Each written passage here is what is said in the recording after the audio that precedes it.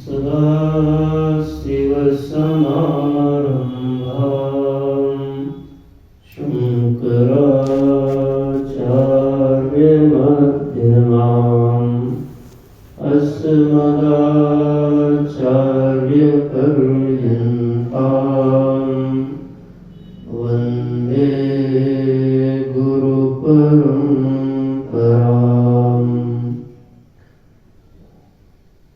वसुदेवसुतं देवं कंसचाणूरमर्दनं देवकी परमानन्दं कृष्णं वन्दे जगद्गुरुम्। कृष्णं वन्दे जगद्गुरुम्।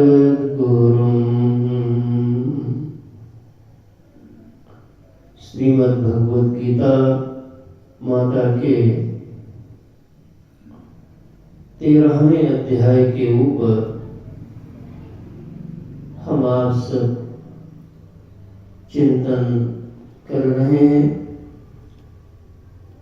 कल प्रथम दिवस पर हम सब ने यह देखा कि भगवान ने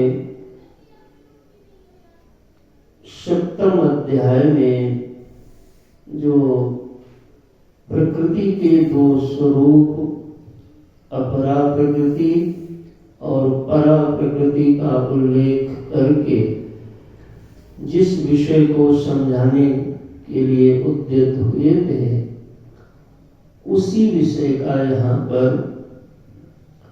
क्षेत्र और क्षेत्रज्ञ ऐसे ये दो शब्द दे करके उसका विस्तार बताते हैं।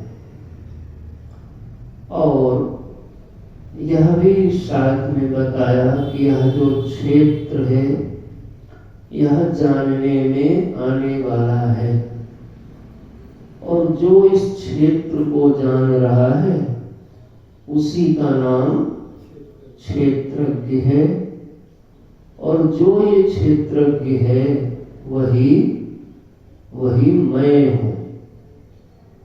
यानी इतना सीधा उपदेश जल्दी से प्राप्त नहीं होता, भगवान ने सीधे बता दिया यहाँ पर। फिर आगे कैसा क्षेत्र है, किन प्रभावों वाला है, उनमें क्या क्या विकार हैं, उन सब का विस्तार दिया।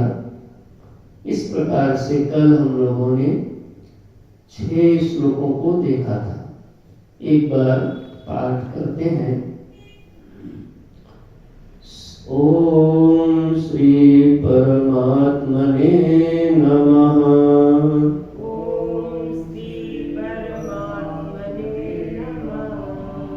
श्री भगवानुवाच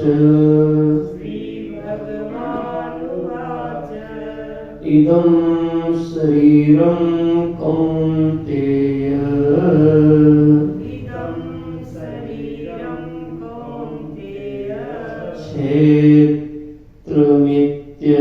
क्षेत्रमित्यभिधीयते।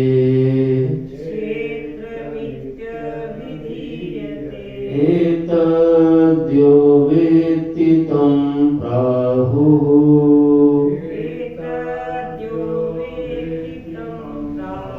क्षेत्रज्ञ इति तद्विदः। क्षेत्रज्ञं चापि मां विद्धि।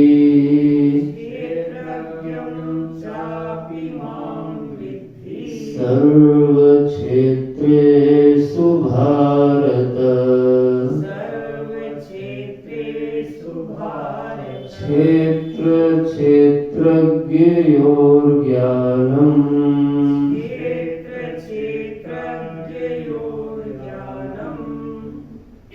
यत् ज्ञानं मतं मम।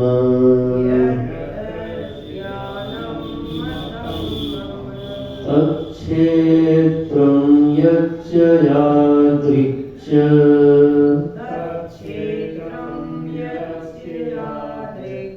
यद्विकारि यतश्च यत्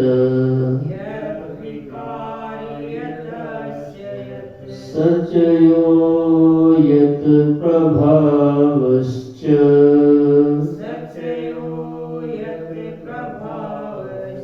तत् समासेन मे शृणु।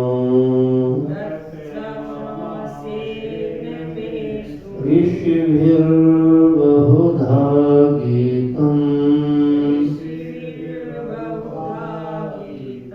छन्दोभिर्विविधैः पृथक् ब्रह्मसूत्रपदश्चैव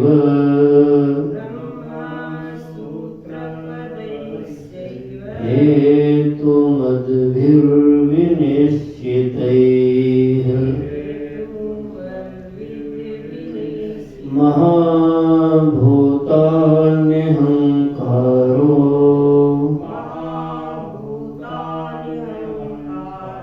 बुद्धि अव्यक्तमेव च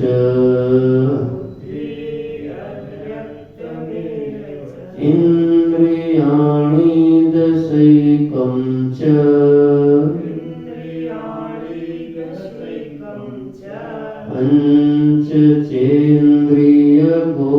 पञ्चचेन्द्रियगोचराः इच्छा द्वेषः सुखं दुःखम्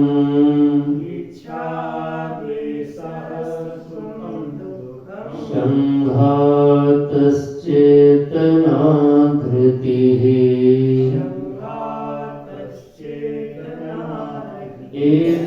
एतच्छेत्रं समासेन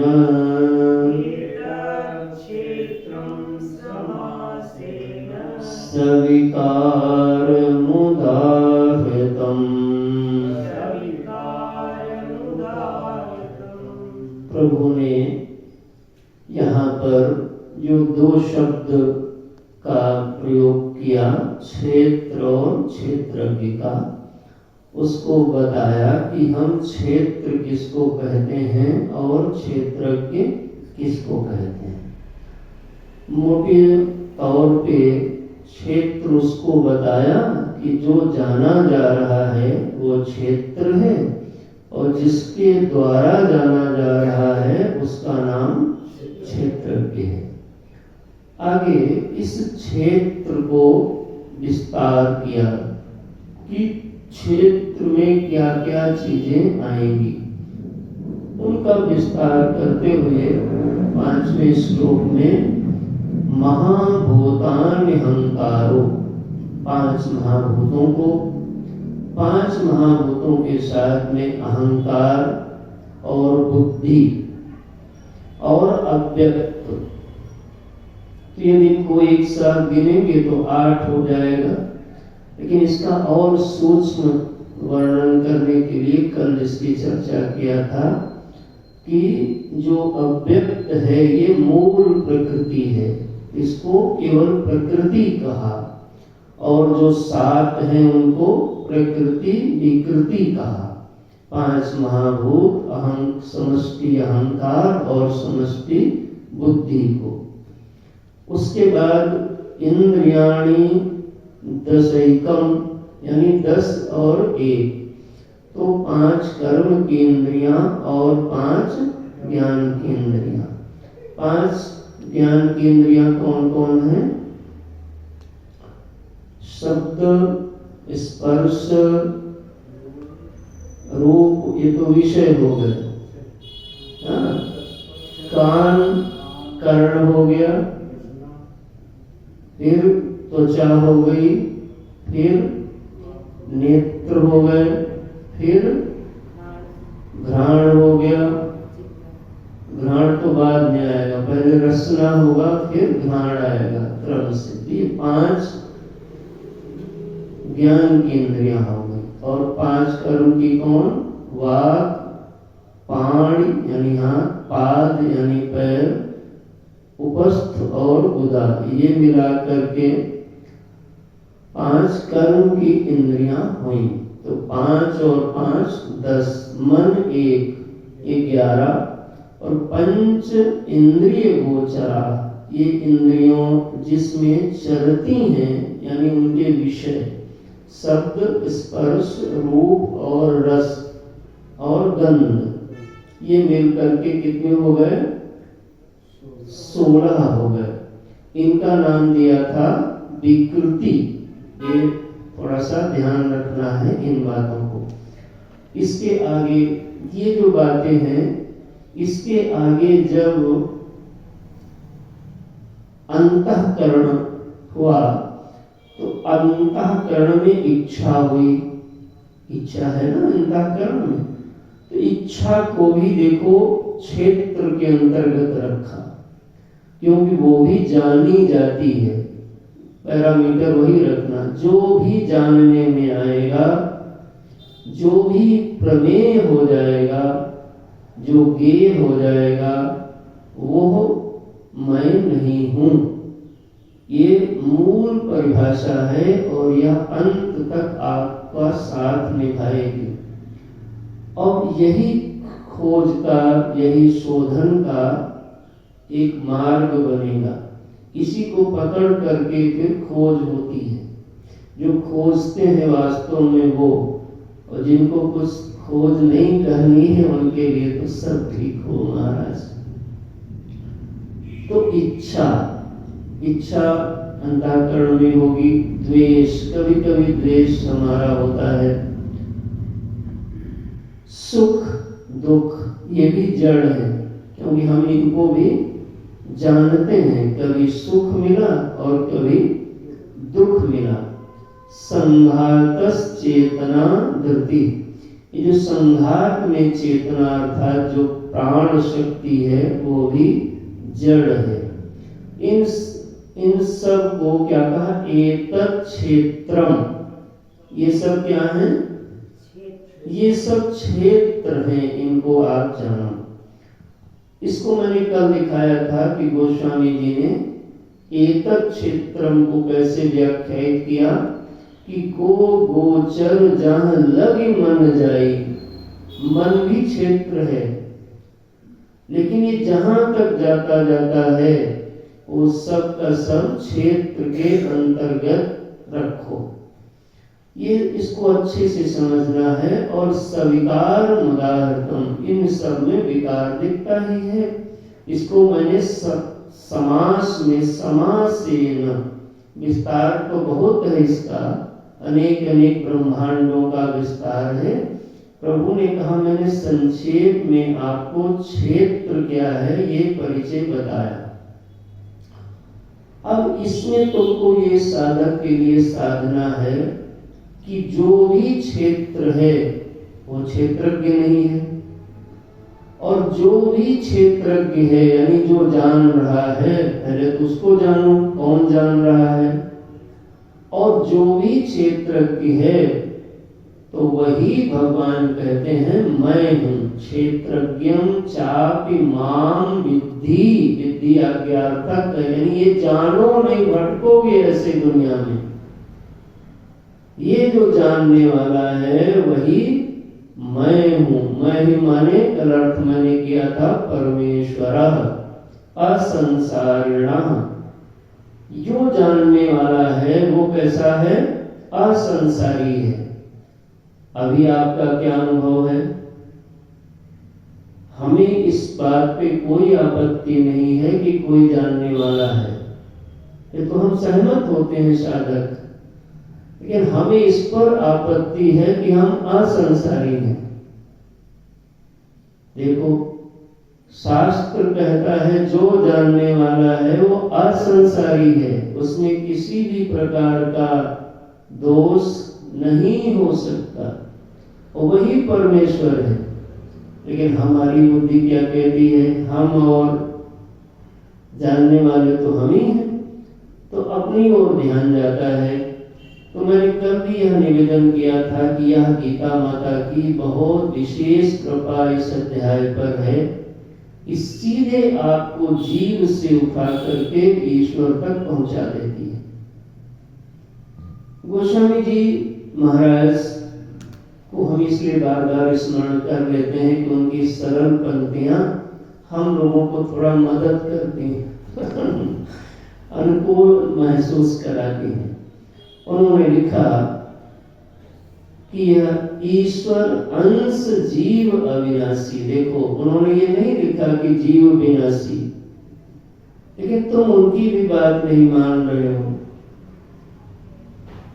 उन्होंने ये नहीं लिखा कि जीव विकारी है। क्या लिखा? चेतन, अमल, सहज सुख राशि। तुम बात ना तो गोस्वामी जी की मान रहे हो, ना तो भगवान शंकराचार्य की मान रहे हो, ना भगवान श्याम सुंदर कृष्ण की मान रहे हो, और कह रहे हो हम मान रहे हैं। अभी एक हमारी कथा हो रही थी कहीं, तो उसमें आयोजक में ही 2 दल हो गए। तो एक दल कहे कि हम मान सब रहे हैं, लेकिन माना केवल एक ही बात तो कभी कभी ऐसे ही महाराज आदमी को लगता है मैं मान तो रहा हूं, लेकिन मान नहीं रहा होता है। कहां पर ये लिखा है कि जीव विकारी है? और अगर वो जीव विकारी है बताया जाता है, तो उसका कारण क्या बताया गया, इसको देखो। और अगर वह निर्विकारी है तो कैसे निर्विकारी है, यही साधक की साधना है।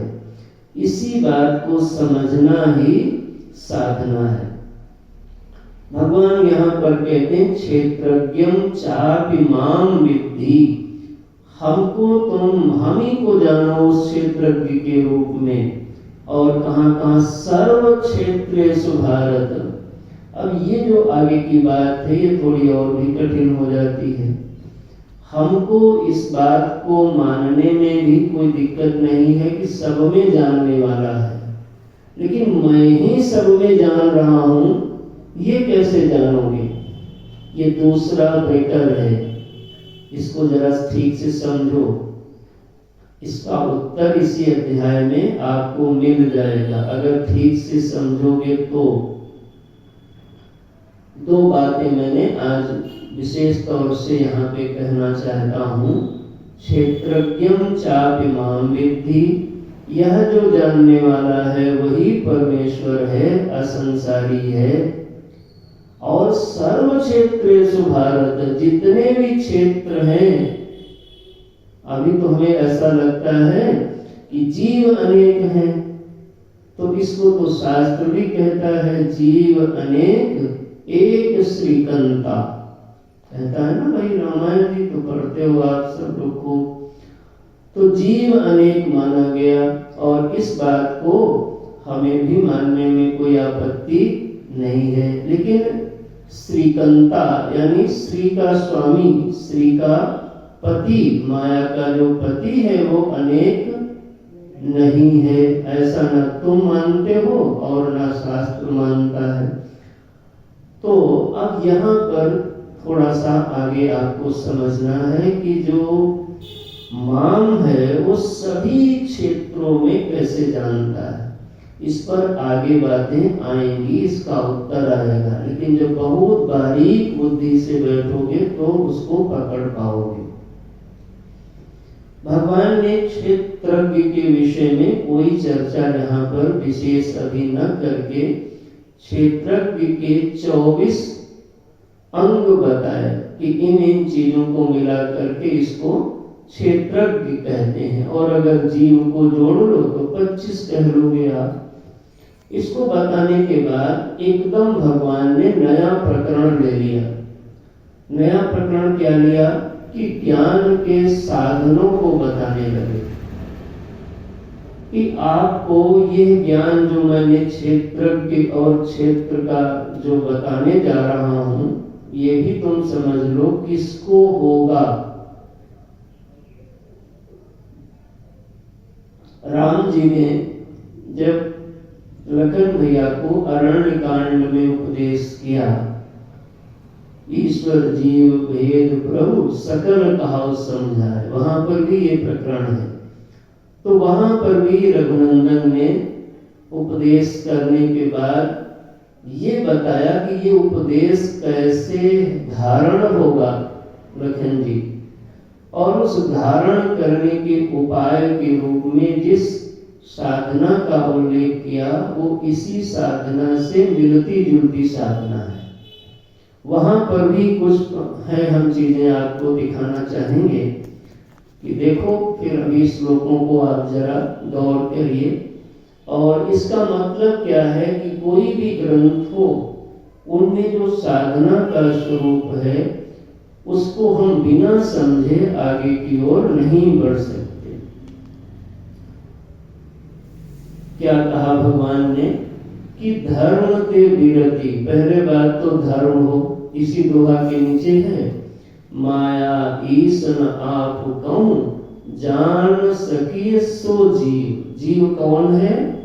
तो यहाँ किसी और को ना बता देना, लेकिन ये समझ लो कि जो आज अपने को नहीं जान पा रहा है, माया को भी नहीं जान रहा है और ईश्वर को भी नहीं जान पा रहा है, यानी जो अज्ञान में है, उसी का नाम जीव है। और जो इसको उल्टा कर लो, जो इसको जान रहा है, उसी का नाम ईश्वर हो जाएगा। जैसे जो विद्यार्थी अभी कक्षा में पढ़ रहा है वही विद्यार्थी है, लेकिन वो उस स्कूल की विद्या को पढ़ के पास हो जाए तो हो सकता वही टीचर बन जाए। तो जो विद्यार्थी था, टीचर वही है।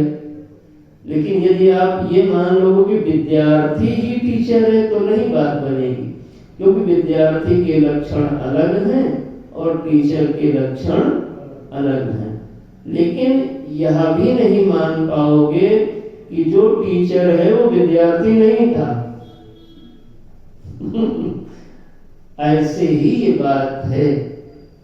तो यहाँ पर उपाय के रूप में बताया कि धर्म ते विरति, योग ते ज्ञाना, ज्ञान मोक्ष प्रद वेद बखाना, जाते वेग द्रवोमय भाई।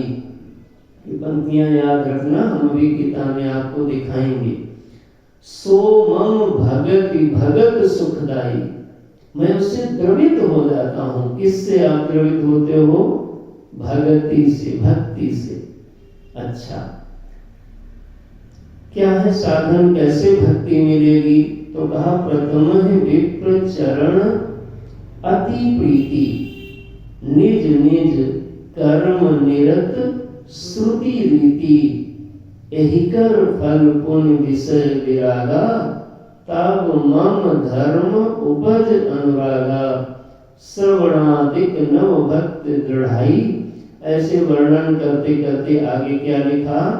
मम गुण गावत पुलक शरीरा, गद गद गिरा नयन बह नीरा, काम आदि, आदि में सबको जोड़ लेना, जितनी बातें भी यहाँ रहेंगी। काम आदि मद दंभ न जाके, तात निरंतर बस में ताके।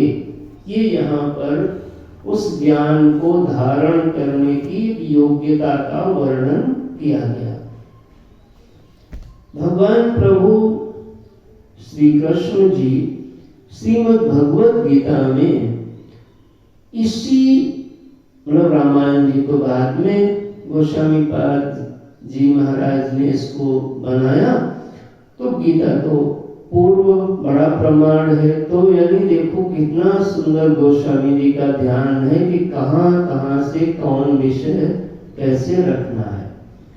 भगवान ने यहाँ पर क्षेत्र का थोड़ा वर्णन करके, क्षेत्रज्ञ का थोड़ा एक श्लोक में बता करके अब ये बताने जा रहे हैं कि ये बात समझ कौन पाएगा। यानी आप मनुष्य हैं तो ये बात समझ लेंगे, ऐसा तो कोई जरूरी? क्या सभी मनुष्य जो चिकित्सा शास्त्र है उसको समझ गए? क्या सभी मनुष्य जो साइंस है उसको समझ गए? क्या सभी मनुष्य जो देश का लॉ है, संविधान है, उसको समझ गए?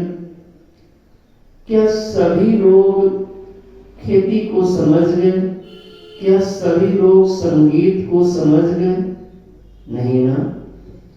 तो देखो, जो जिस विद्या को समझना चाहता है वही उस विद्या को समझ पाएगा, और जो जिस विद्या को समझ जाता है वो उस विद्या के फल को भी प्राप्त कर लेता है। इस विद्या का फल क्या है जिसको आप सीखने के लिए बैठे हो?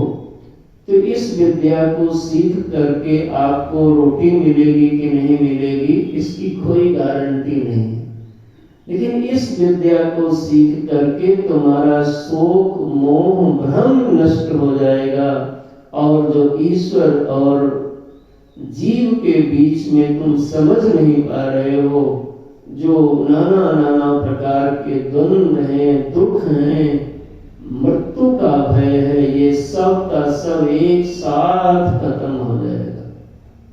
तो कहा कोई और भी उपाय है, इससे न करें और दूसरे तरीके से हो जाए? तो कहा उपाय तो नहीं है, लेकिन हम एक तुमको टाइम बता देते हैं, शायद उस समय हो जाए। हमारे संतों से पूछा गया, ये श्रुति भगवती स्वयं इसको बोली है। तो कहा यदा चर्म, जैसे आप चमड़े को शरीर पर लपेट लेते हो, ऐसे कोई सारे आकाश को बदन पर लपेट ले। जब ऐसा संभव है कोई लपेट ले, लेकिन फिर भी शायद बिना इस ज्ञान के आपका शोक मोह भ्रम संशय द्वंद्व मृत्यु का भय खत्म हो जाएगा, ऐसा हमको दिखाई नहीं पड़ता। तो इस ज्ञान की महिमा को आप समझें और देखें आप में ये गुण है कि नहीं है। अगर नहीं है तो इनको बढ़ाने की कोशिश हो, लाने की कोशिश हो, और अगर कम है तो और इनको उन्नति की ओर ले जाओ।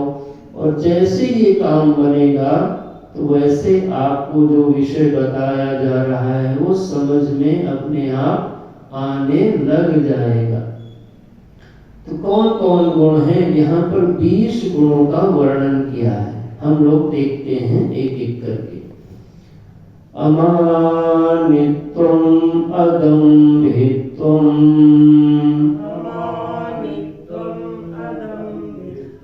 अहिंसा शान्तिरार्जवम्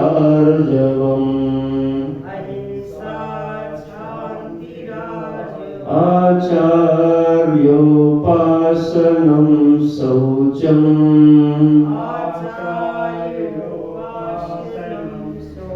स्थैर्यम् आत्मविनिग्रह।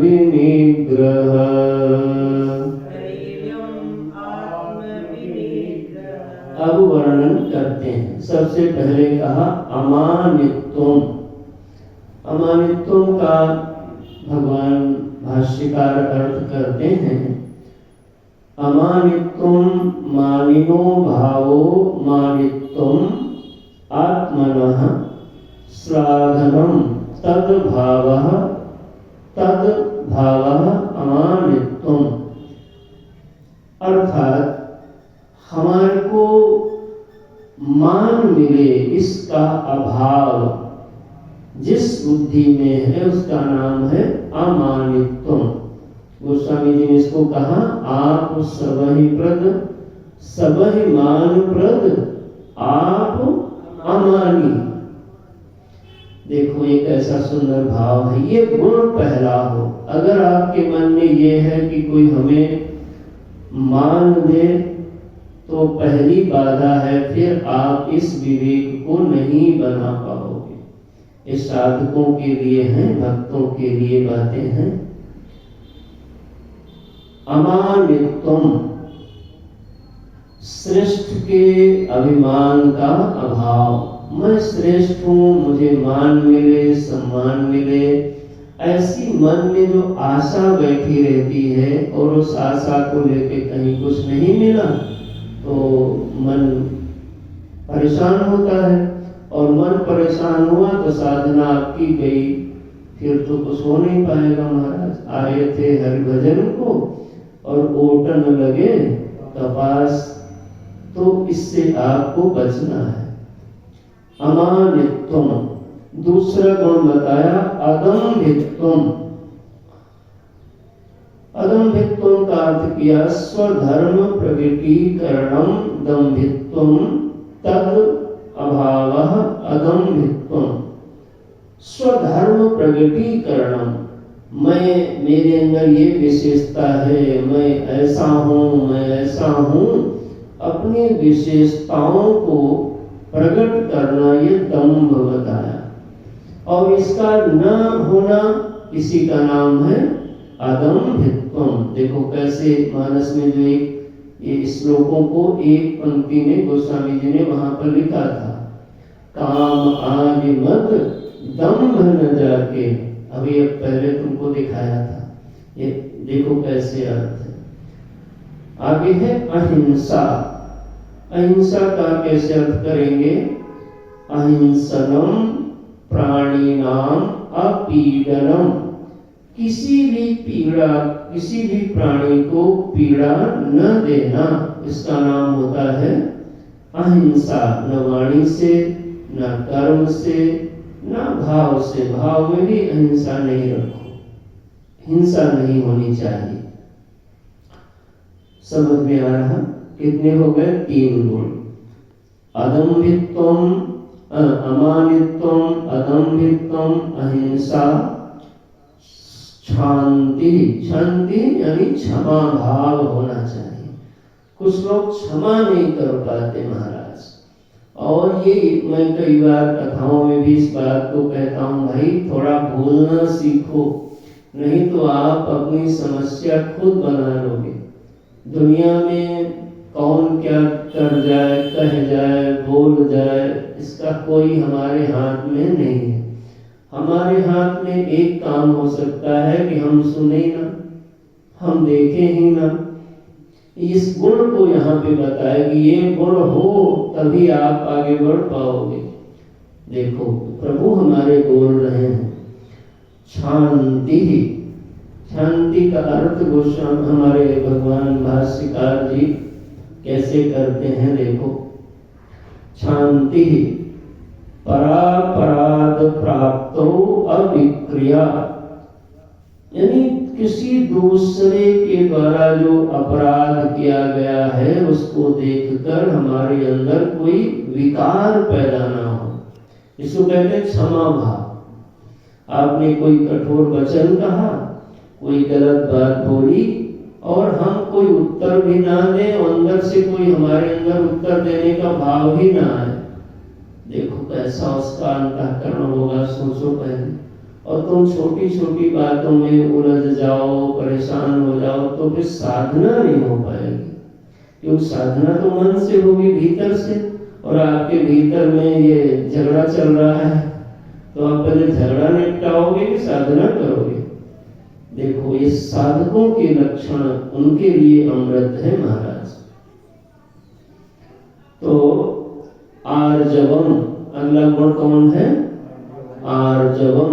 आर्जवम माने सरलता, ऋजु भावो, अवक्रत्वम, यानी टेढ़ापन नहीं हो, कुटिलता नहीं हो।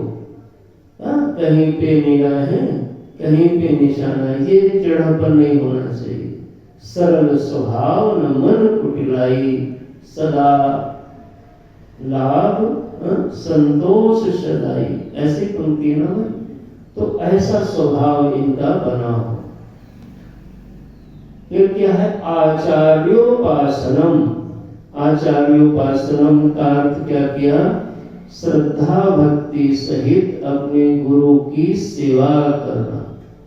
ये देखो महाराज, इसको देखो हमारे अंदर है कि नहीं है तो कितनी है महाराज। हमारे भाष्यकार भगवान ने इसका अर्थ किया, इसमें गुरु का मतलब, गुरु तो आजकल बहुत होते हैं, तो कहा अब और विषय में यदि कोई गुरु है तो उसकी बात अलग हो सकती। यहाँ स्पष्ट किया कि आचार्योपासनम का अर्थ क्या है। मोक्ष साधनोपदेष्टु आचार्यस्य शुश्रूषादि प्रयोगेण सेवनम। जो ब्रह्म विद्या के आचार्य हैं, जो मोक्ष विद्या का हमें उपदेश करने वाले आचार्य हैं, हमारे सद्गुरुदेव भगवान हैं, उनकी शुश्रूषा, उनकी सेवा, उनकी आज्ञा में रहना, इसका और उनके भाव को समझना, इसका नाम है आचार्योपासनम। आचार्योपासनम का एक और अर्थ है कि उनकी आज्ञा में सेवा करते उनके समीप रहना। तो कहा हम आज्ञा बहुत मानते हैं, हम जाते नहीं उनके पास। तो कोई आज्ञा उनकी बताओ, उल्लंघन किया हो तो आज्ञा आप उल्लंघन क्या करेंगे। जब आपको पता लगा 10 साल हो गया आप दिखे ही नहीं, तो बात तो सही है इसका नाम आचार्योपासनम नहीं होगा महाराज। आचार्योपासनम शौचम। शौचम माने होता है जो शरीर की शुद्धि। शरीर की शुद्धि का अर्थ यहाँ क्या करोगे, बाहर से भी शुद्ध हो और भीतर से भी शुद्ध हो, सात्विक व्यवहार हो। स्थैर्यम आत्म विनिग्रह। स्थैर्य माने अंतःकरण में स्थिरता हो। उसका अंतःकरण बहुत ज्यादा विषयों में भटका हुआ ना हो। इनकी उनकी उनकी दुनिया की उसके चित्त में आंधी आ रही है बवालों की। एक गई, एक आई, एक आई, एक गई। तो कहा नहीं, फिर उससे ये जो विवेक है, ये जो ज्ञान है, वो सधेगा नहीं बाबू। स्थैर्यम, उसका अंतःकरण कैसे हो, बड़ा स्थिर हो, अपने दृढ़ता में शांत हो, प्रशांत हो। देखो और आगे बताया आत्म विनिग्रह, यानी उसका मन और इंद्रिय और देह आदि पे संयमन हो, निग्रह हो। ठीक है ना। ये गुण है, इनको एक एक जीवन में लाने का प्रयास करना चाहिए। ये 9 गुण इसने बता दिया।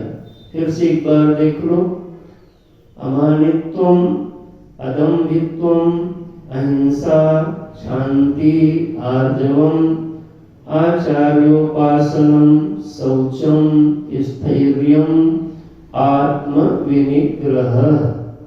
ठीक है, 9 गुण बताया पहले श्लोक में। 7वें में अब 8वां देखो। इंद्रियार्थेषु वैराग्यम,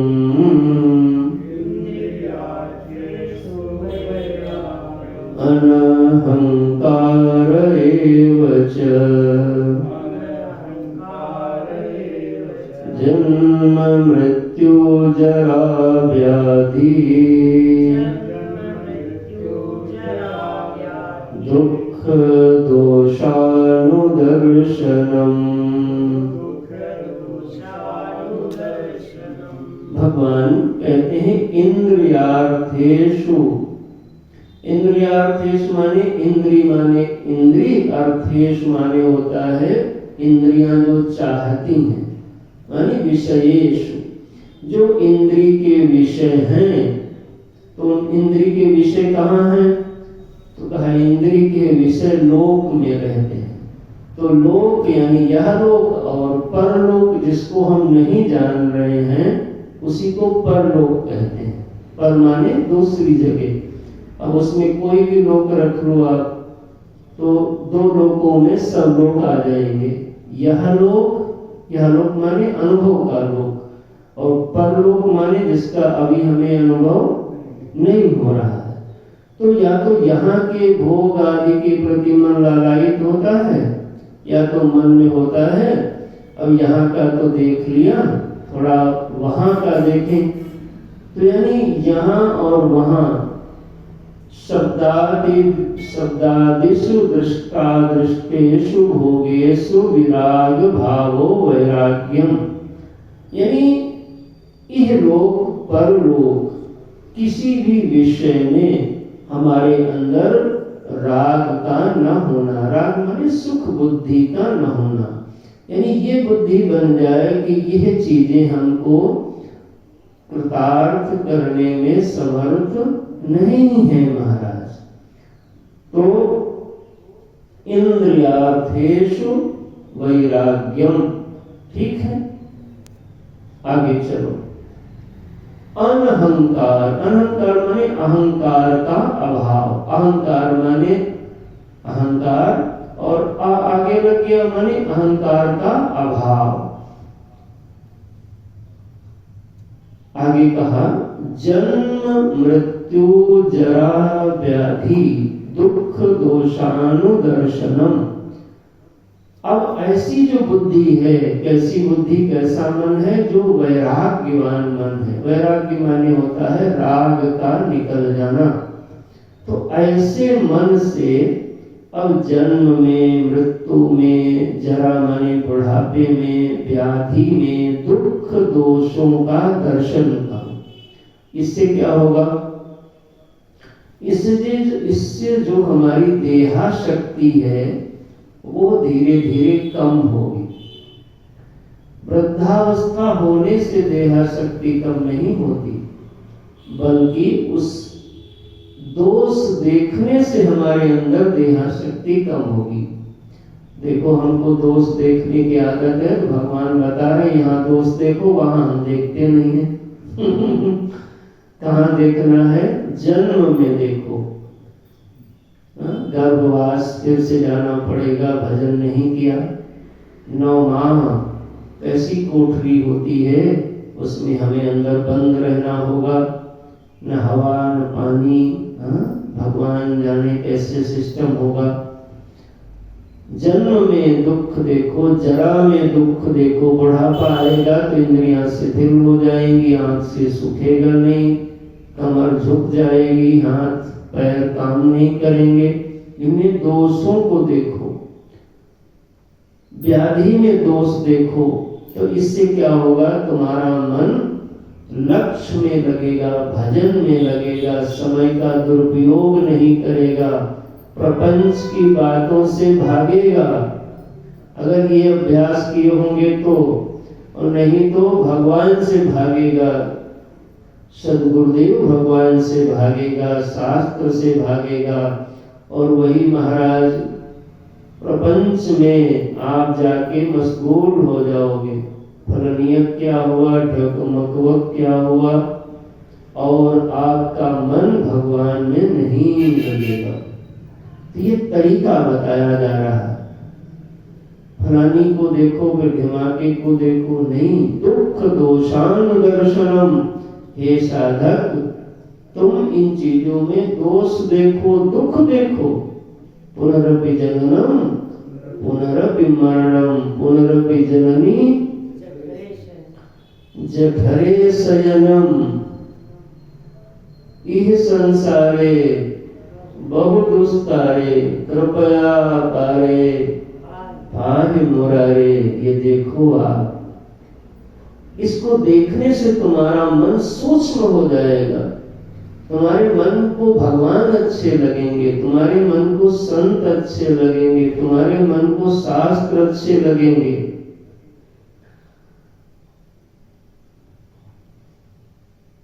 जिनके कपट दम्भ नहीं माया, तिनके हृदय बसहु रघुराया। दम्भ माने दिखावा नहीं करते, ताम आदि मद दम्भ न जाके। देखो महाराज कैसी सुंदरी अमृतमयी वचन है। तो आगे बढ़ता हूं। इंद्रियार्थेषु वैराग्यम मनहंकार एव च जन्म मृत्यु जरा व्याधि दुख दोषान दर्शनम। आप इसमें दोषों को दर्शन करो, ठीक है। अब आगे चलो।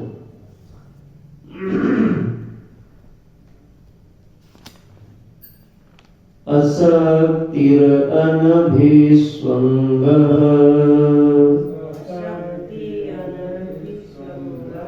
पुत्रदारगृहादिषु असक्तिरनभिस्वङ्गः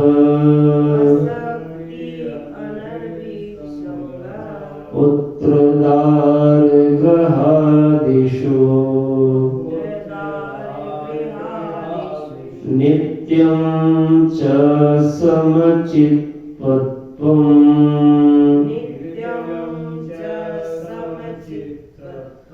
इष्टानिष्टोपपत्तिषु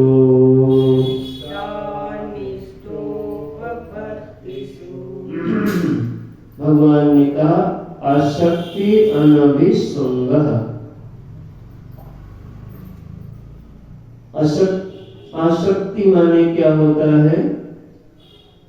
संग शक्ति संग निमित्तेषु विषयेषु प्रीतिमात्रं तद् भावः आसक्ति। ये जो किसी से किसी संग के साथ किसी से मिल के पाके देख करके उन विषयों से जो प्रीति हो जाती है, रूप से, नाम से, शब्द से, तो कहा उनमें जो प्रीति है, प्रीति माने सुख बुद्धि जो बन जाती है, उसका नाम है आसक्ति। तो आसक्ति आपको उनसे महाराज आसक्ति को नहीं रखना है। आसक्ति निमित्तक विषयों में प्रीति मात्र का नाम शक्ति है, और उस शक्ति का अभाव इसका नाम आसक्ति है। आसक्ति का अर्थ अलग होता है। यहाँ जो शब्द है वो आसक्ति नहीं, क्या है? आसक्ति। ध्यान से देखो, ध्यान गया कि नहीं? शक्ति शब्द क्या है? आसक्ति नहीं है, अशक्ति शब्द है। तो अशक्ति का अर्थ क्या होगा? इसको भगवान शंकराचार्य जी बताते हैं। देखो, अशक्ति, उसमें शक्ति शब्द पहले लो। शक्ति का अर्थ किया संग निमित्तेषु विषयेषु प्रीतिमात्रं तद्भावः आसक्ति। ठीक है, उनमें जो प्रीति का अभाव है उसको आसक्ति कहते हैं। यानी जो विषय हैं उनमें प्रीति न होना ये आसक्ति है, और प्रीति होना ये आसक्ति है। अर्थ मुझे लगता साफ हो गया होगा। तो तुम्हें यहाँ गुण कौन सा लाना है? आसक्ति नहीं लाना है, आसक्ति। साफ हुई बात? आगे चलो। अनभिस्वंगः। अनभिस्वंगः का अर्थ क्या होगा? पहले इसको देखो। अनभिस्वंगः अभिस्वंग भावः। अभिस्वंग भाव क्या होता है? इसको पहले बताते हैं। अभिस्वंगः नाम शक्ति विशेष एव अन्यतात्म भावना लक्षणः यथा अन्यस्मिन् सुखिन् दुःखिन् वा अहम् एव सुखी दुखी च जीवति मृते वा अहम् एव जीवामि मरिष्यामि च इति। क्व इति आह पुत्र दार गृहादिषु पुत्रेषु दारेषु गृहेषु आदि ग्रहणाद अन्येषु अपि अत्यन्तेष्टेषु दासवर्गादिषु तत् च वयं ज्ञानार्थत्वाद् ज्ञानम् उच्यते। क्या मतलब हुआ? पहले यहाँ पे शब्द जो है उसको देखो। शब्द है अनभिस्वंगः। तो अन पहले अलग हटा लो तो शब्द क्या बचेगा? अभिस्वंगः। अभिस्वंग का अर्थ क्या होगा? कि मोह पूर्वक जो अन्य है उसमें विशेष आसक्ति के कारण जो लगाव हो जाता है, किसी अन्य से लगाव हो गया, किसके तो नाम दिया पुत्र से, दार माने पत्नी से, गृह आदि से, तो लगाव जब हो जाता है तो क्या होता है, दूसरों के दुखी होने पर मैं दुखी हो जाता हूं और उनके सुखी होने पर मैं सुखी हो जाता हूं। तो ये जो ऐसा जो जोड़ने वाला चीज दूसरी जगह है, पृथक है, लेकिन हम जुड़ जाते हैं। तो ये जो बिना तार के, बिना जुड़े हुए जोड़ने का जो काम करता है उसका नाम है अभिस्वंगः। तो यह अभिस्वंग न हो इसका नाम है अनभिस्वंगः। अर्थ साफ हुआ होगा। कहाँ कहाँ ना हो, पुत्र में ना हो, क्योंकि पुत्र से होता है, पुत्र को कुछ हो जाए, पुत्र पुष्टः अहम पुष्टः, पुत्र रुष्टः अहम रुष्टः।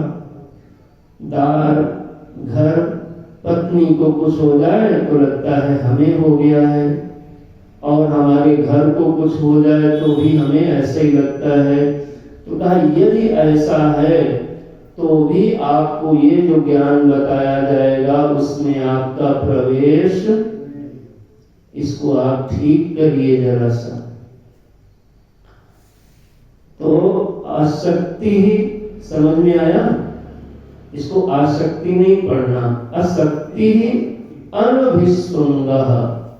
कहाँ कहाँ, पुत्र दार गृहादिषु, इनमें कुछ चीज बिगड़ती गिरती है तो हम बिगड़ते चले जाते हैं। ये संसारी का लक्षण है, साधक का लक्षण ये नहीं है महाराज, इसको देखो।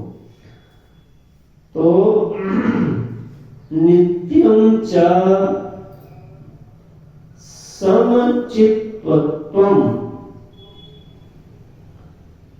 आसक्ति माने यहाँ पे आसक्ति का अभाव, अनभिस्वंग माने ममता का अभाव। सीधा सीधा समझ लो, इनमें जो ममता होती है उसी कारण हमको सुख दुख लगता है, जिससे ममता नहीं होती उससे सुख दुख नहीं लगता है।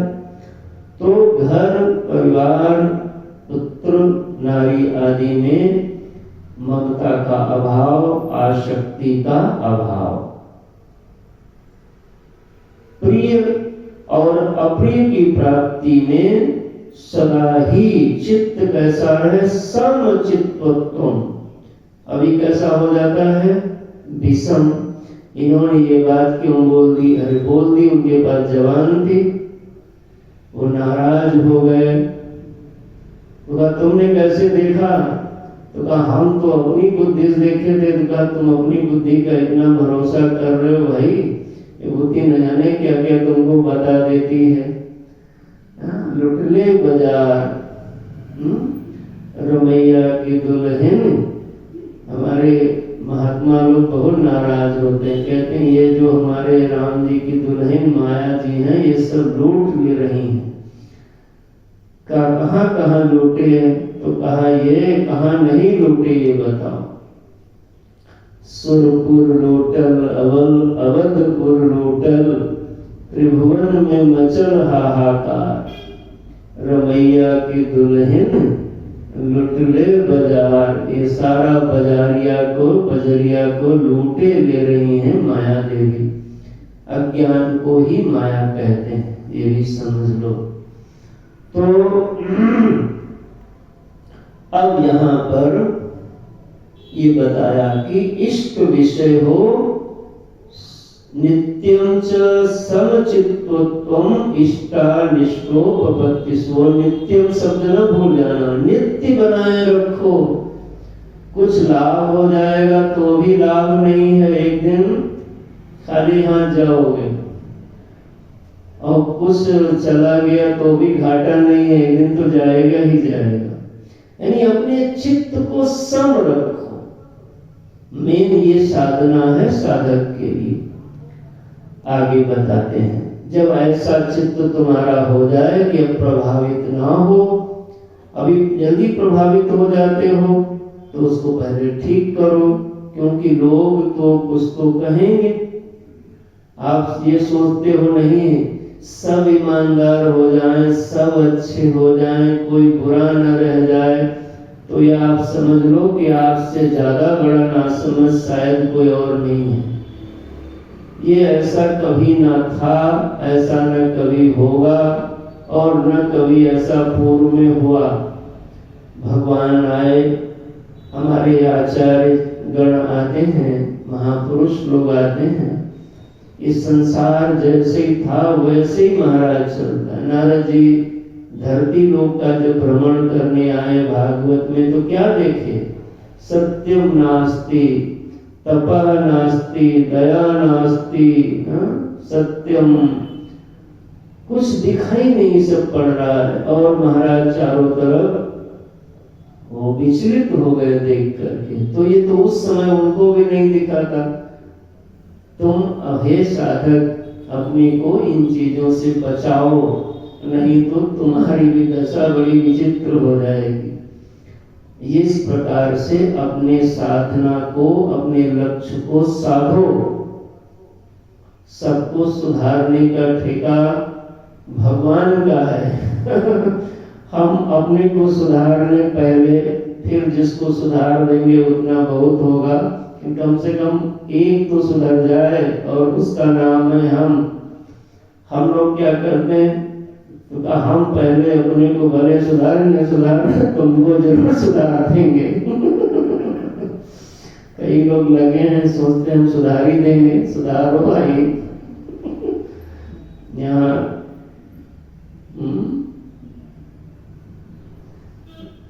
सुधारने के लिए सुधरने की इच्छा चाहिए। जो खुद सुधरना चाहते हैं वही सुधरते हैं, बाकी यहाँ कोई किसी को सुधार तो पाता नहीं। भगवान कैसा सुंदर यहाँ पर उपदेश करते हैं। अब अगर ऐसा तुम्हारा जीवन बन गया तो थोड़ा तुम एकांत की ओर जाओ। एकांत की ओर क्यों जाओ, मैं बता देता हूँ यहाँ पर। क्योंकि जो क्षेत्रज्ञ है, ध्यान गया, कौन क्षेत्रज्ञ, जो जानने वाला है, और वह क्षेत्रज्ञ अभी उसको नाम रूप में रहने का खूब अभ्यास है। नाम रूप माने होता है दृश्य, नाम रूप माने होता है सृष्टि।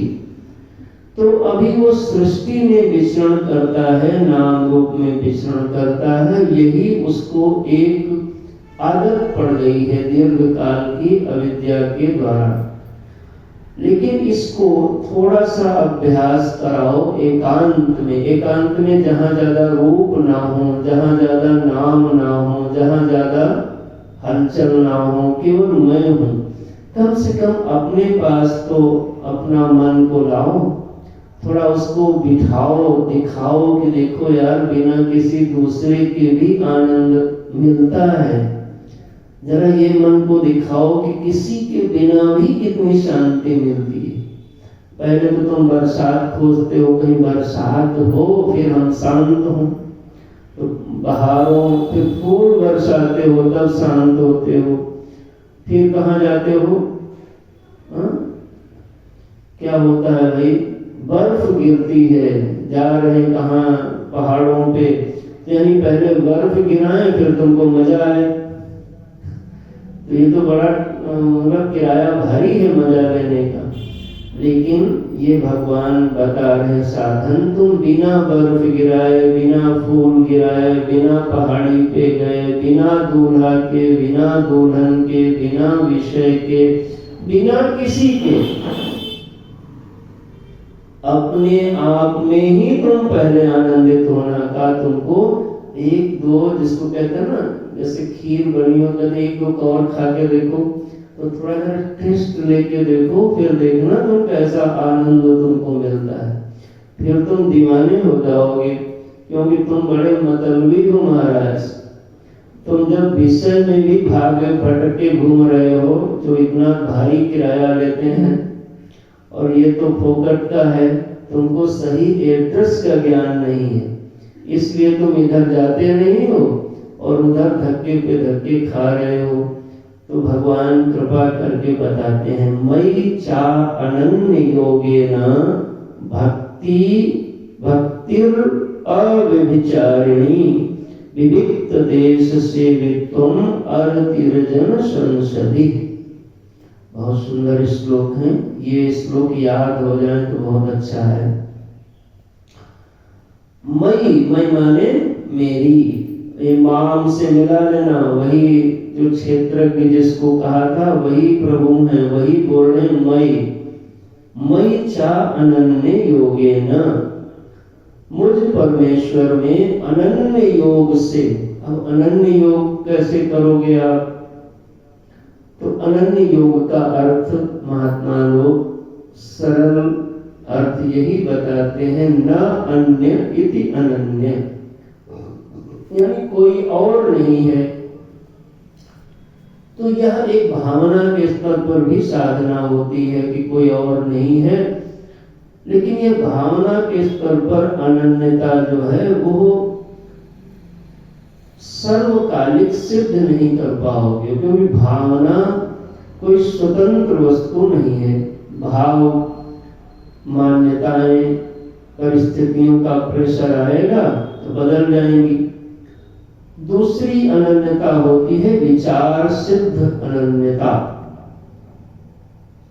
जब साधक अपने सद्गुरुदेव की ओर शास्त्र के आश्रय में इस विचार को करके देख लेता है कि यहाँ पर क्या है, और उसको यदि बात खुल जाती है कि यहाँ पर एक प्रभु हैं, वही प्रभु, एकमात्र प्रभु, उन्हीं की जो प्रकृति है उसी से वही प्रभु अपनी प्रकृति के द्वारा, अपनी माया के द्वारा अनेकानेक नाम रूपों में भाषित हो जाते हैं।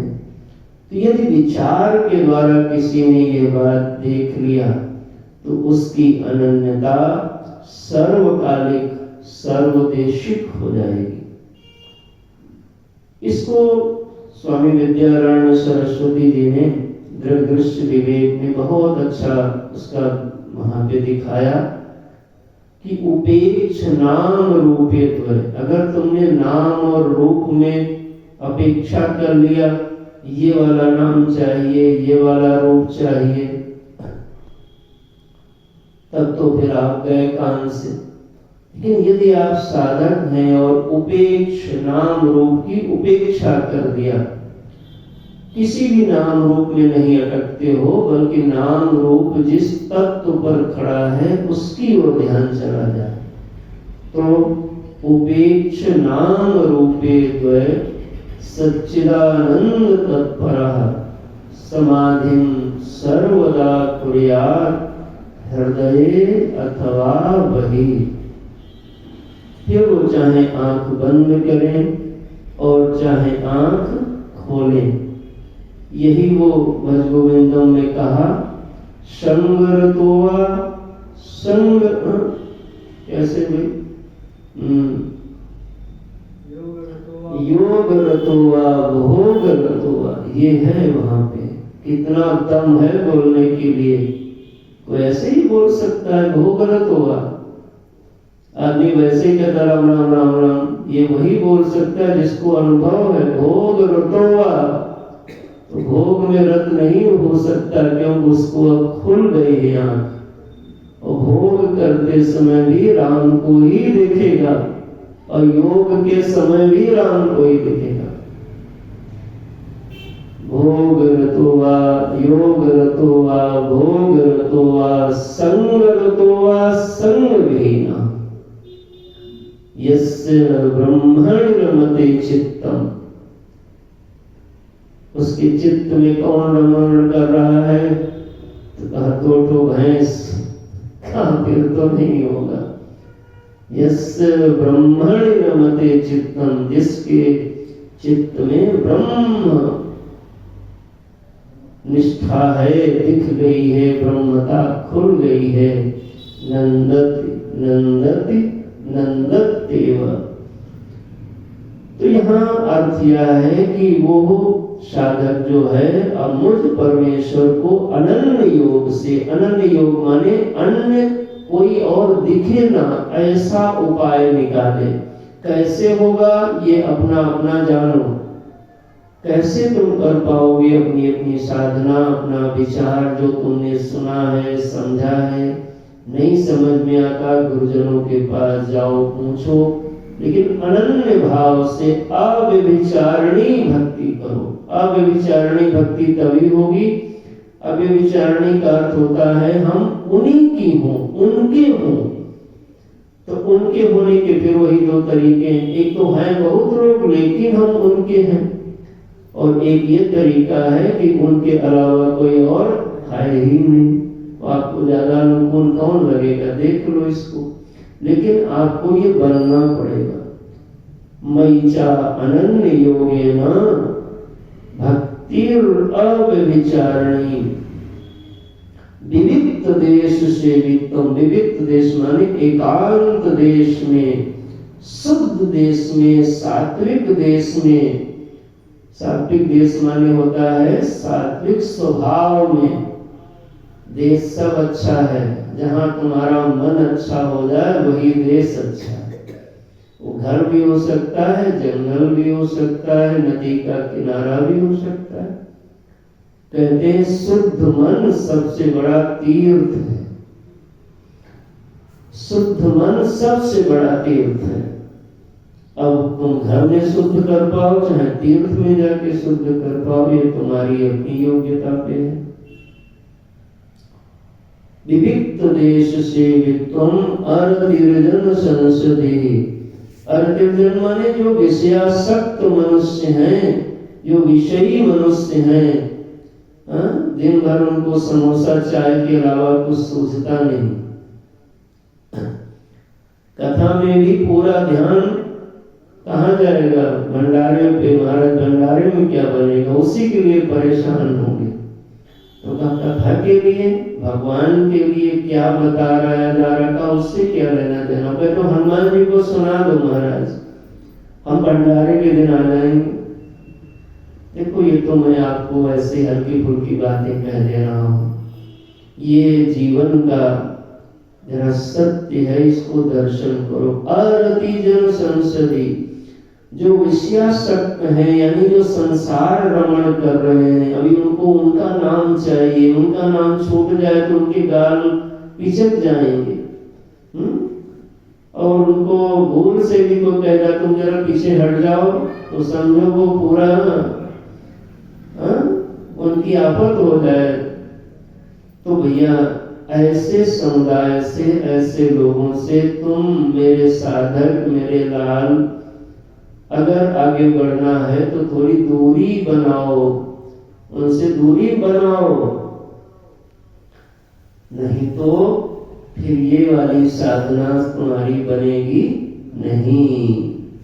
एकांत में निवास करो, सात्विक जीवन बनाओ, और ऐसे जो विषयाभिमुखी लोग हैं उन लोगों से थोड़ी अपनी, जब देखो तो वही प्रपंच की कहानी गढ़ते रहते हैं।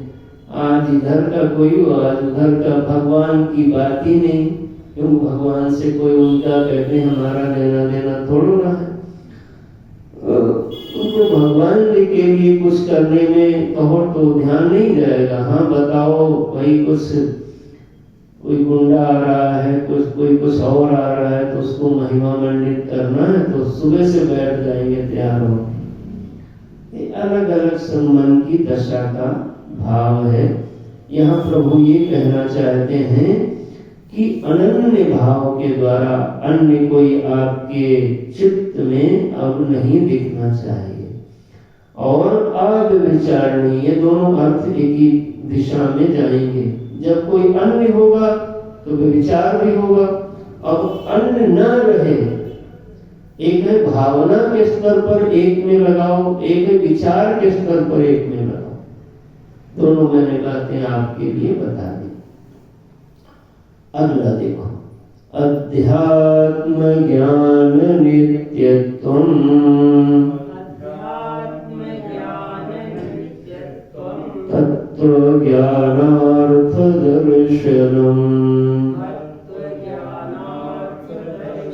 एतज्ज्ञानमिति प्रोक्तम्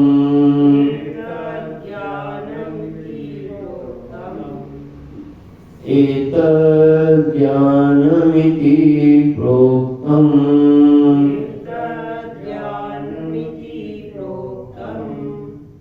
अज्ञानं यदतोऽन्यथा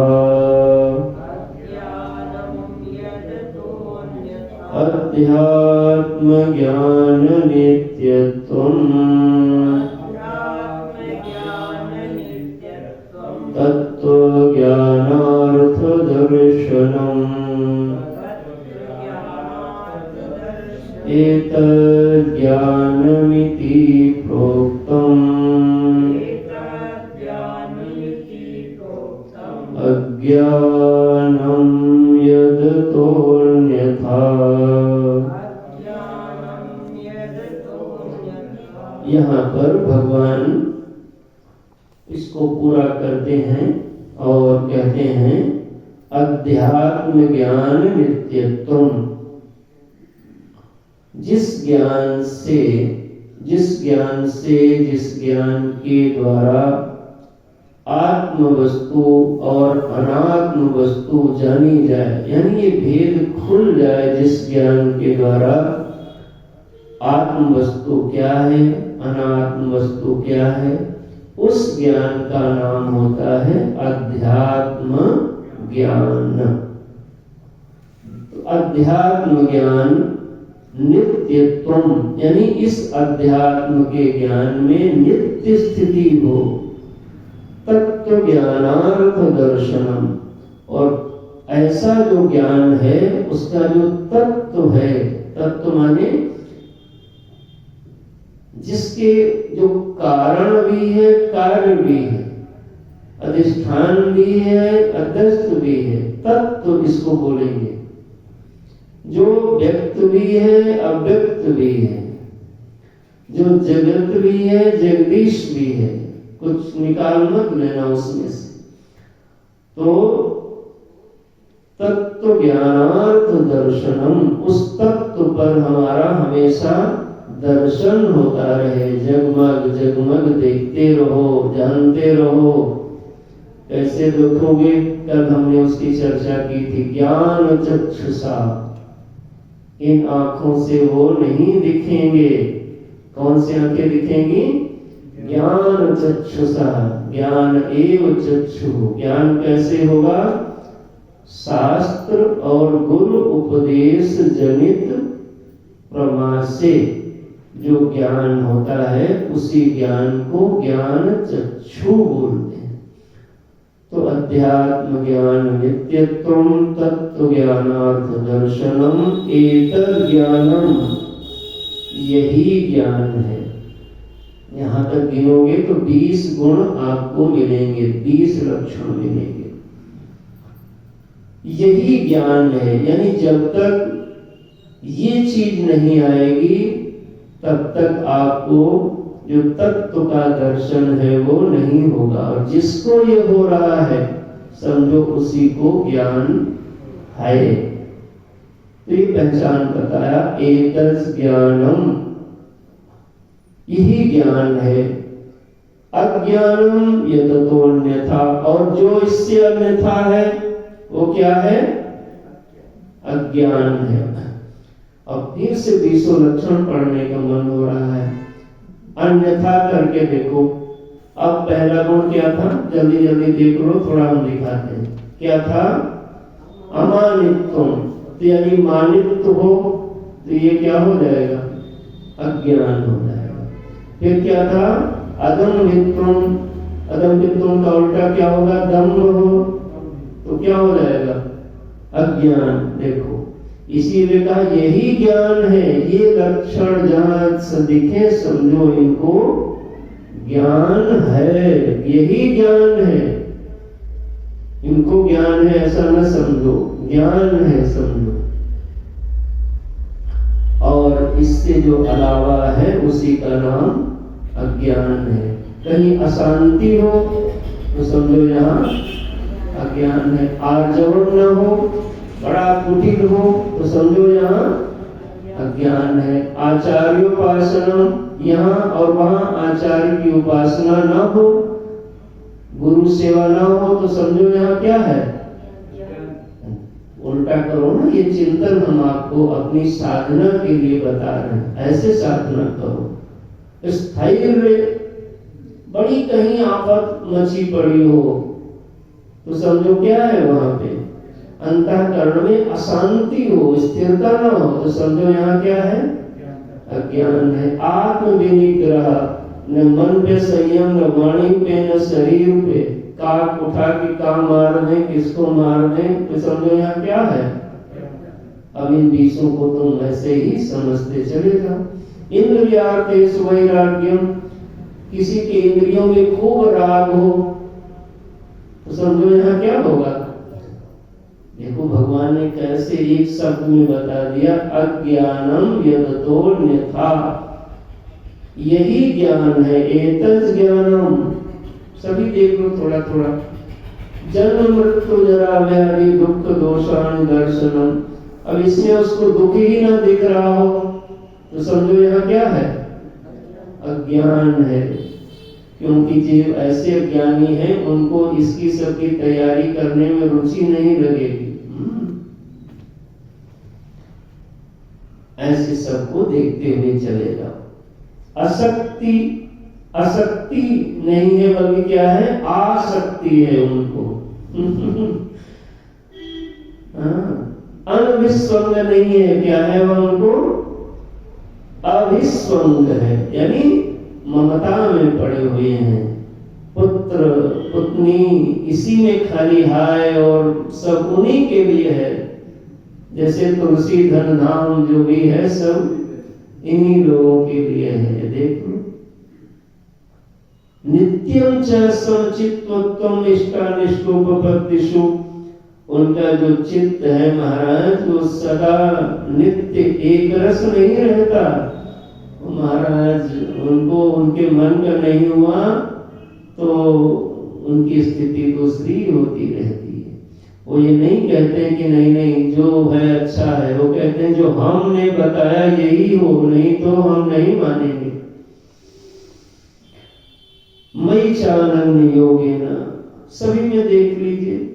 अब जिसका अनन्य योग ना हो वो ज्ञान होगा कि अज्ञान होगा। अव्यभिचारिणी भक्ति, तो यहाँ वहां पे क्या है? व्यभिचारिणी भक्ति कहीं कोई कर रहा है तो अज्ञान होगा। विविक्त देश से भी तुम नहीं बल्कि भीड़ में ही हमेशा रहता, भटकता रहता है महाराज। और सभी जो मोहाशक्त लोग हैं उनके निरंतर साथ में पड़ा हुआ है, यहाँ दौड़ना वहां दौड़ना। तो अज्ञानम यततोऽन्यथा, बात खुली कि नहीं खुली? इसको ऐसे समझो तो ज्ञान है और ऐसे समझोगे तो अज्ञान है। भगवान ने यहाँ पर ये कृपा करके हमको लक्षण दिया। ये श्लोक बहुत महत्वपूर्ण है, इनको सबको थोड़ा संभाल करके रखना चाहिए। अब तीसरा विषय प्रभु यहाँ पर लेते हैं 12वें श्लोक से। देखो, ज्ञेयं यत्तत् प्रवक्ष्यामि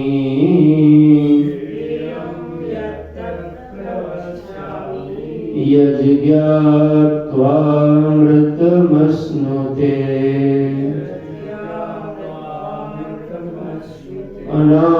अनादिमत्परं ब्रह्म न सत् असत् न उच्यते, नासत् न असत् उच्यते। ज्ञेयं यत्तत् प्रवक्ष्यामि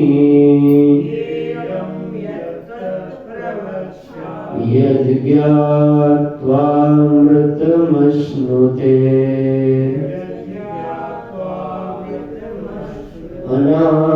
अनादिमत्परं ब्रह्म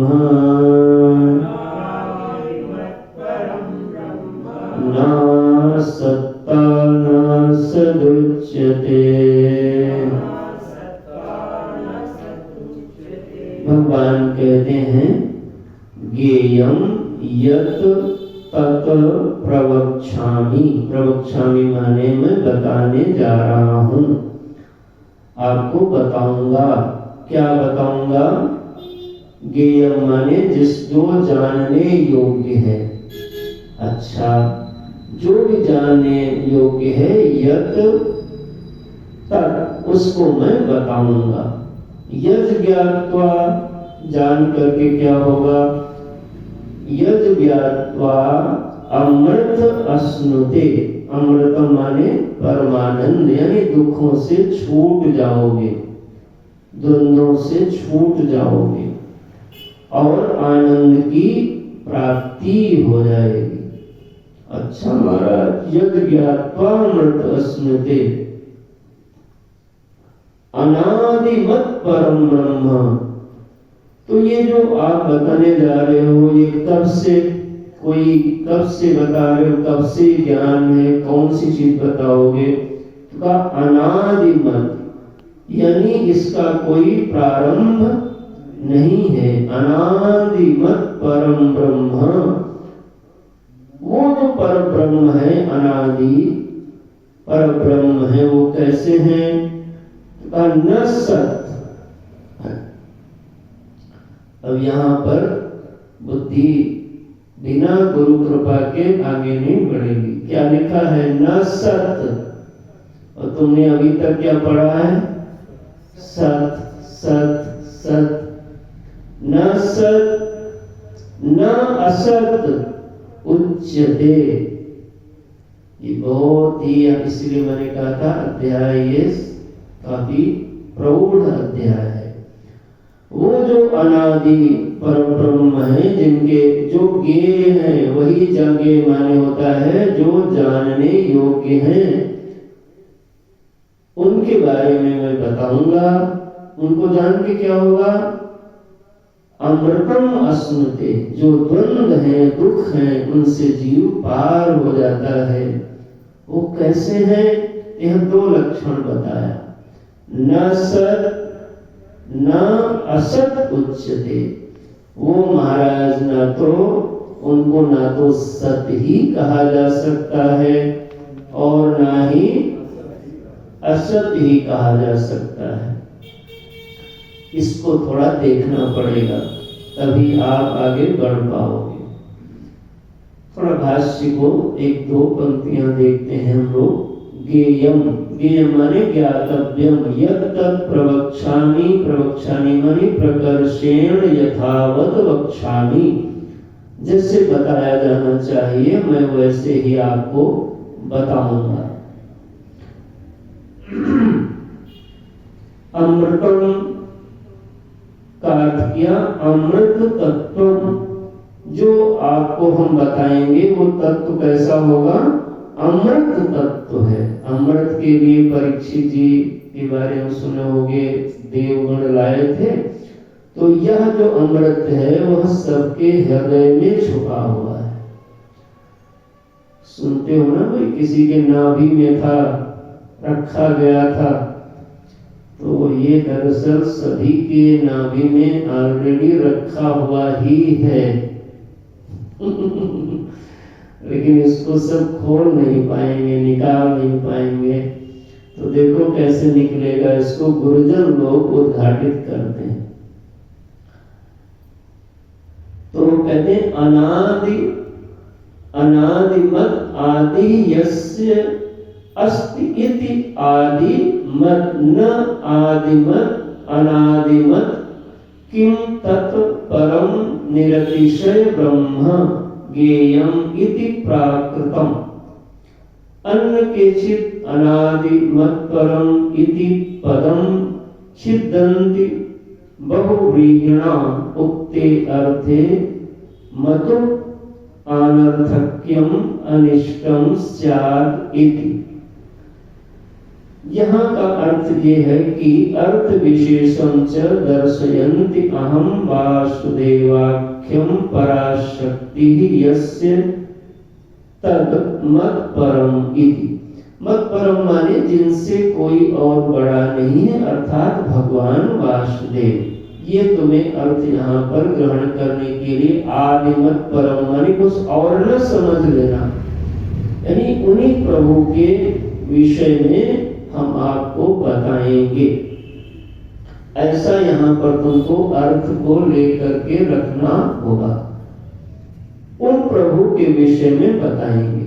अच्छा, तो मेन जो पंक्ति थी कि न वो सद भी नहीं है और वो असद भी नहीं है, ये वाली जो बात है आपको थोड़ी सी इसको देखनी होगी कि वो किस प्रकार से सद नहीं है और किस प्रकार से असद भी नहीं है। महाराज, इस पर भगवान भाष्यकार ने थोड़ा भाष्य लिखा है।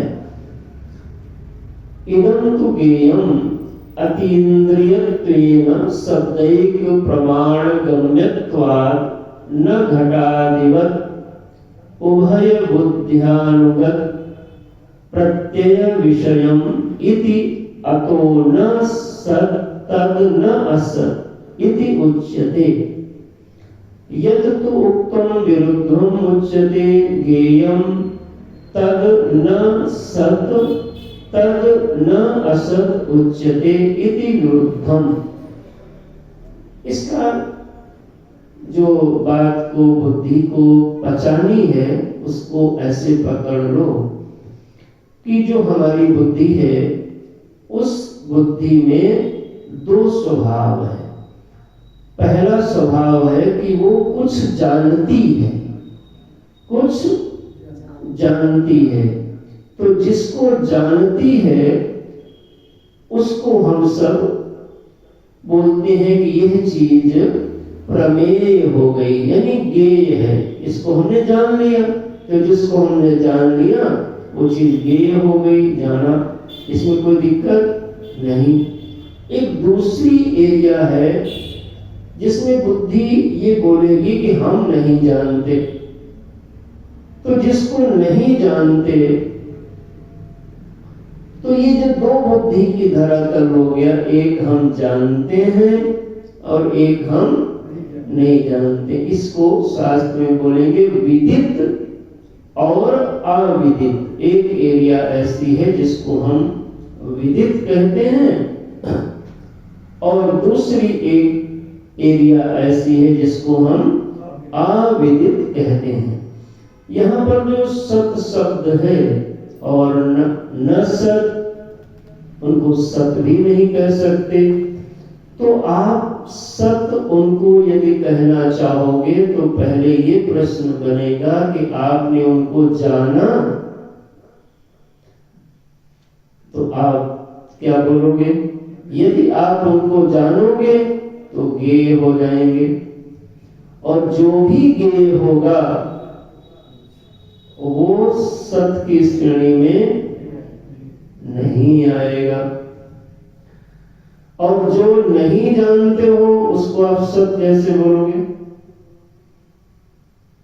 जिसको आप जानते नहीं हो उसको आप, तो यहां पर ये एक बारीक बात बताई गई है कि हम उस चीज को आपको बताएंगे जिसको ना सत की श्रेणी में आप बोल पाओगे और ना ही असत की श्रेणी में बोल पाओगे।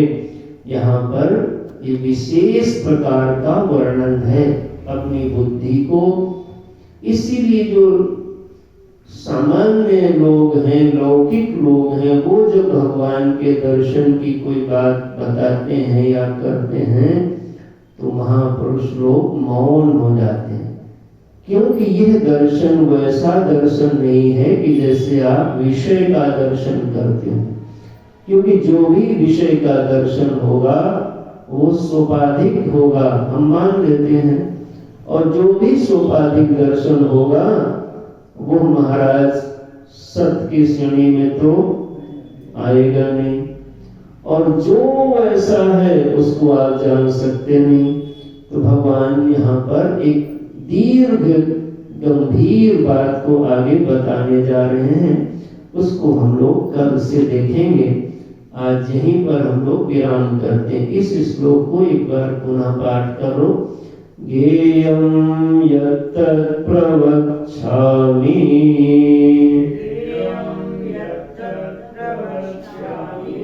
यज्ञात्वामृतमश्नुते अनादिमत्परं ब्रह्म नासत् न सदुच्यते सर्वतः पाणिपादं तत् सर्वतोक्षिशिरोमुखम् सर्वतः श्रुतिमल्लोके सर्वमावृत्य तिष्ठति सर्वेन्द्रियगुणाभासम् सर्वेन्द्रियविवर्जितम् अशक्तं सर्वभृच्चैव निर्गुणं गुणभोक्तृ च बहिरन्तश्च भूतानाम् अचरं चरमेव च सूक्ष्मतद्विज्ञेयम् सूक्ष्मत्वात् तद्विज्ञेयम् सूक्ष्मत्वात् तद्विज्ञेयम्। करो नहीं, आराम से बोलो। बहिरन्तश्च भूतानाम् अचरं चरमेव च सूक्ष्मत्वात् तद्विज्ञेयम् दूरस्थं चान्तिके च तत् अविभक्तं च भूतेषु विभक्तमिव च स्थितम् भूतभर्तृ च तद्ज्ञेयम् ग्रसिष्णु प्रभविष्णु च ज्योतिषामपि तज्ज्योतिः तमसः परमुच्यते ज्ञानं ज्ञेयं ज्ञानगम्यम् हृदि सर्वस्य विष्ठितम् इति क्षेत्रं तथा ज्ञानम् ज्ञेयं चोक्तं समासतः मद्भक्तः एतद्विज्ञाय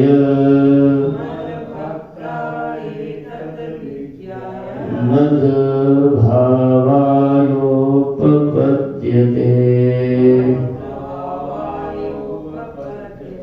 इस प्रकार से इस 18वें अध्याय में भगवान ने निगमन कर दिया।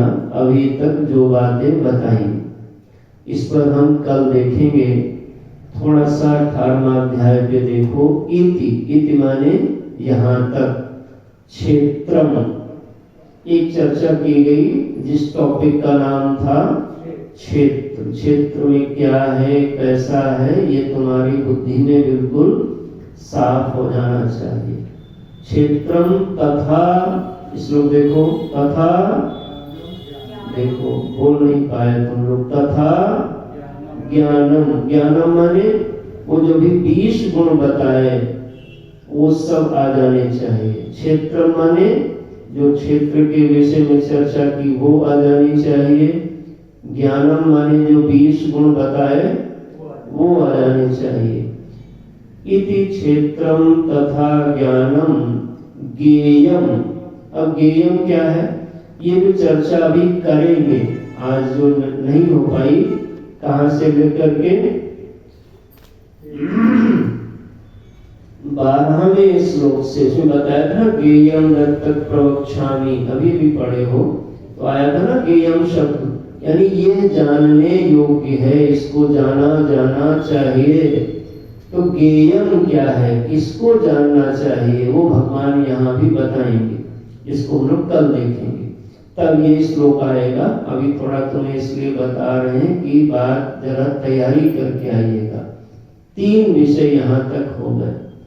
क्षेत्रम क्लियर हुआ, ज्ञानम, ज्ञानम माने जो 20 गुण अभी बताए, अमानित्वम, अदम्भित्वम, अहिंसा, शांति, आर्जवम,